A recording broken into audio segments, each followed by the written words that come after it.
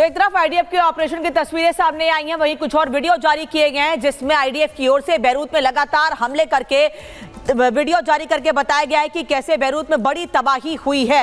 एक और वीडियो सामने आया है जिसमें बैरूत के में तबाही का एरियल व्यू दिखाया गया है और यह बताया गया है कि एयर स्ट्राइक रुकने का नाम नहीं लेगी। आने वाले समय में भी ऐसे ही इजराइल लगातार बैरूत में हिजबुल्लाह के ठिकानों पर हमले करता रहेगा।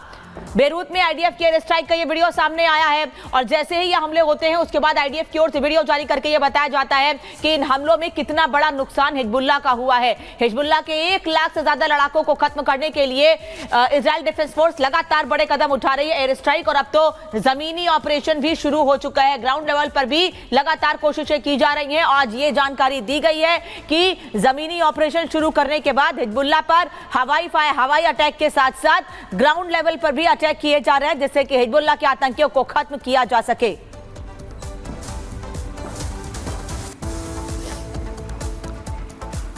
तो आईडीएफ की तरफ से लगातार लेबनान में हमले किए जा रहे हैं और इसके बीच कई सड़कें इस हमले में तबाह हो चुके हैं, कई सड़क जो बंद हो चुके हैं। तो ये लगातार हम जानकारी आप तक पहुंचा रहे। देखिए ये तस्वीर सामने आई है जहां हमलों के बाद जो सड़क है वो तबाह हो चुकी है और यही वजह है कि अब वहां पर स्थिति लगातार खराब होती हुई इसलिए नजर आ रही है क्योंकि कई ऐसी सड़क हैं, जो सड़कें हैं वो पूरी तरीके से तबाह। देखिए मिडिल ईस्ट में जंग के हालात बने हुए हैं। ये सवाल इसलिए बने हुए हैं क्योंकि इजराइल अभी भी रुक नहीं रहा है, थमने का नाम नहीं ले रहा है और कसम खाली है कि हिजबुल्लाह को हम पूरी तरीके से खत्म करके रहेंगे। और यही वजह है कि अब आईडीएफ जो है वो लेबनान की सीमा से घुसते हुए यानी कि लेबनान में एंटर कर चुकी है और जमीनी ऑपरेशन की भी अब तैयारी लेबनान में हो चुकी है और लगातार अब तबाही की तस्वीरें निकलकर सामने आ रही है। तो ये तस्वीर आपको दिखा रहे हैं, लेबनान में हमले से जबरदस्त तरीके से तबाही हुई है। भीषण अटैक, लगातार बमों की बारिश इजराइल की तरफ से की जा रही है। तो देखिए आपको बार बार बता रहे हैं, इजराइल 4 मोर्चों पर ये पूरा युद्ध लड़ रहा है। इजराइल ने सबसे पहले खात्मा नसरुल्लाह का किया, उसके बाद अब लगातार ताबड़तोड़ ग्राउंड ऑपरेशन की तैयारी में जुट गया है। हालांकि तैयारी ने एक वीडियो जारी करके इस बात की पुष्टि कर दी है कि ग्राउंड ऑपरेशन शुरू हो चुका है और अब उन सभी दुश्मनों का खात्मा होगा जिसने इजराइल के लोगों को परेशान किया और उस हिट लिस्ट में सबसे ऊपर नाम है ईरान का। कैसे, देखिए रिपोर्ट।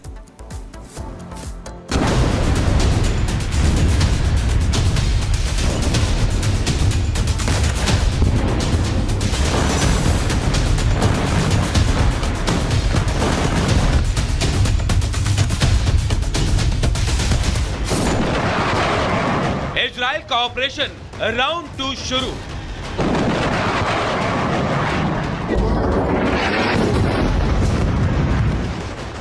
अब इजराइल की हिट लिस्ट में ईरान, नेतन्याहू की लिस्ट में अब ईरान का अगला नंबर। हिजबुल्लाह की कमर तोड़ने के बाद इजराइल ने अपने नए मिशन पर काम करना शुरू कर दिया है। नेतन्याहू का नया मिशन है हमास और हिजबुल्लाह का साथ देने वालों को सबक सिखाना, जिसके लिए इजराइल ने अब तैयारी भी शुरू कर दी है। इजराइल के वॉर रूम से आज एक ऐसी तस्वीर सामने आई जिसने दुनिया के होश उड़ा दिए। सबसे पहले आप इस तस्वीर को देखिए, फिर आपको नेतन्याहू का वो प्लान भी बताएंगे जिससे आज पूरा मिडिल ईस्ट डरा हुआ है। देखिए इजराइल के वॉर रूम में इजराइल ने अपने दुश्मनों की पूरी लिस्ट लगा रखी है।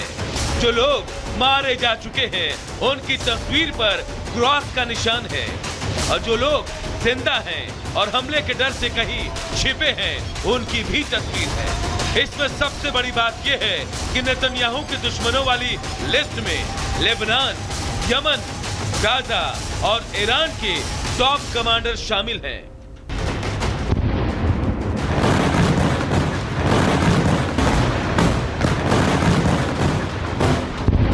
जिसने सीधे सीधे हमले में या तो इजराइल को नुकसान पहुंचाया या फिर किसी न किसी रूप में इजराइल के दुश्मनों का साथ दिया। इसलिए अब नेतन्याहू ने ऐलान कर दिया है कि उसके दुश्मन सावधान हो जाए। सुनिए इजराइल के प्रधानमंत्री बेंजामिन नेतन्याहू ने क्या कहा, फिर आपको बताएंगे कि नेतन्याहू की इस चेतावनी को ईरान से जोड़कर क्यों देखा जा रहा है। There is nowhere in the Middle East Israel cannot reach. There is nowhere we will not go to protect our people and protect our country. क्योंकि ईरान ही है जो बार बार इजराइल के ऑपरेशन इंतकाम में सबसे बड़ा कांटा बनता रहा है। क्योंकि चाहे हमास पर हमला हो या फिर यमन पर, ईरान ने हर बार इजराइल के खिलाफ इन देशों का साथ दिया और इसीलिए नेतन्याहू ने अब बिना डरे, बिना झुके और दुनिया के तमाम देशों की परवाह किए बगैर ईरान के सुप्रीम लीडर अयातुल्लाह खामनेई को सीधे सीधे धमकाया है। नेतन्याहू ने तो अंजाम भुगतने की धमकी तक दे डाली है। When Iran is finally free, and that moment will come a lot sooner than people think, everything will be different. Our two ancient peoples, the Jewish people and the Persian people, will finally be at peace. Our two countries, Israel and Iran, will be at peace. When that day comes, the terror network that the regime built in 5 continents will be bankrupt, dismantled. Netanyahu की इस चेतावनी से साफ है कि अपने दर्जनों दुश्मनों को मौत की नींद सुलाने के बाद भी नेतन्याहू का गुस्सा शांत नहीं हुआ है। हमास ने पिछले साल 7 अक्टूबर को इजराइल में घुसकर जो नरसंहार किया था, उसके जख्म आज भी नेतन्याहू को बेचैन कर रहे हैं और नेतन्याहू अपने जख्मों को भरने के लिए ले रहे हैं तो सिर्फ इंतकाम।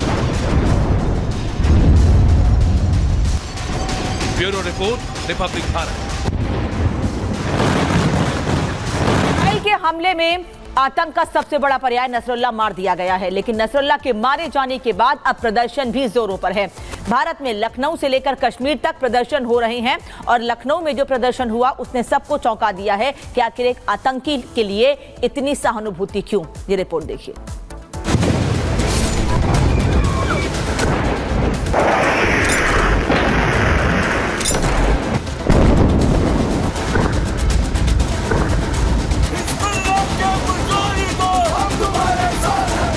लखनऊ में गूंजा नसरल्लाह,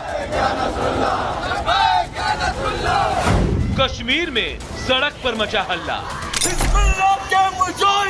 हम तुम्हारे साथ हैं। हिजबुल चीफ नसरल्लाह के मारे जाने के बाद भारत में भी कुछ लोग मातम में डूबे हैं। एक संगठन जिसने सिवाय आतंक के कुछ नहीं फैलाया, उसके लिए ऐसा मातम। लखनऊ से लेकर कश्मीर तक मातम और विरोध का दौर जारी है। खास समुदाय के लोग और कुछ नेता नसरल्लाह की मौत पर गमज़दा हैं। पीडीपी नेता महबूबा मुफ्ती ने तो इस कारण अपनी रैली भी कैंसिल कर दी थी। नसरल्लाह को हीरो जबकि इजराइल के पीएम नेतन्याहू को विलेन के तौर पर पेश किया जा रहा है। नेतन्याहू के खिलाफ नारे लगाए जा रहे हैं।